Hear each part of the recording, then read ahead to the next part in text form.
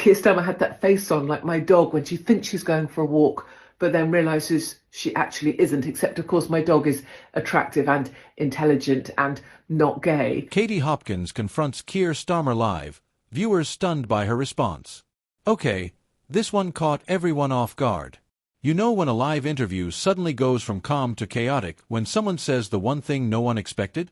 That's exactly what happened when Katie Hopkins went head-to-head with Labour leader Keir Starmer, and what followed left the studio in stunned silence. Now, whether you like her or not, Hopkins has a way of saying what others tiptoe around. But this time, she didn't just make headlines, she made waves across the political landscape. So, what actually happened on air? Let's break it down. It all started on a popular radio segment, one that was meant to be a straightforward debate on leadership and public trust. Starmer was there to talk about his vision for Britain and his policies. But the conversation took a turn fast. Hopkins, never one to sugarcoat her words, pressed Starmer on what she called the growing disconnect between Westminster and the working class. At first, Starmer tried to keep things measured, calm tone, careful phrasing, that lawyerly precision he's known for. But Hopkins wasn't having it. She leaned in, asked the question that seemed to stop him cold. Sir Keir, how can you claim to represent ordinary people when your own party can't even decide what it stands for anymore? For a split second, you could almost hear the air leave the room. The presenter hesitated, unsure whether to step in or let it play out.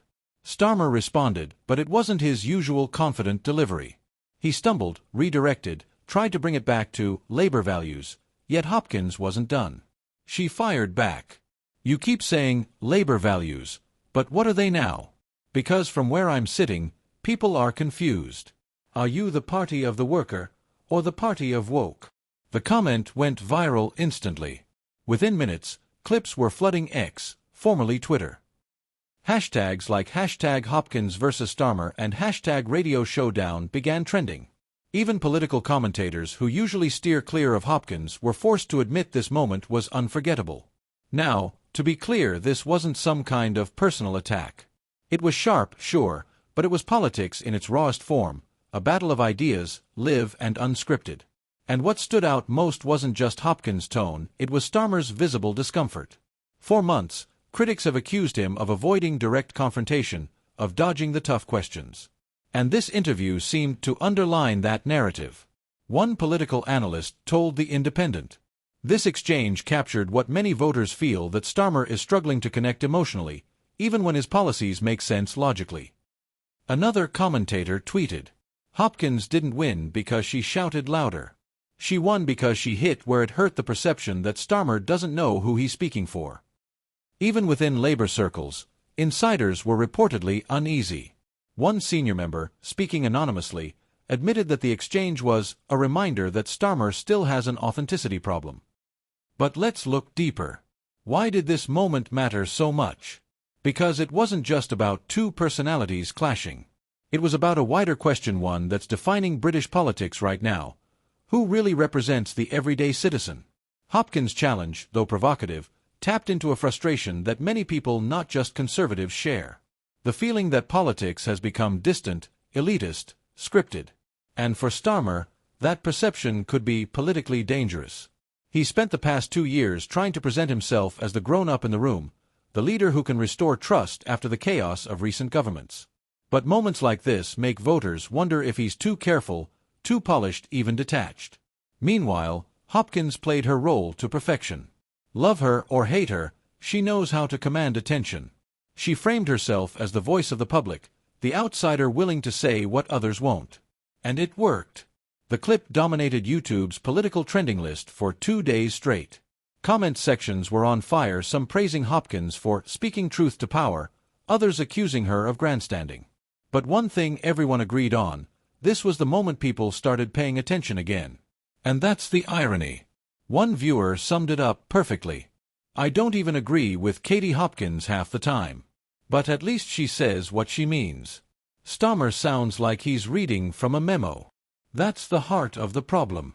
Authenticity. It's no longer enough for politicians to be correct, they have to feel real. And in that moment, Hopkins felt more relatable than the Prime Minister. Of course, the fallout didn't stop there.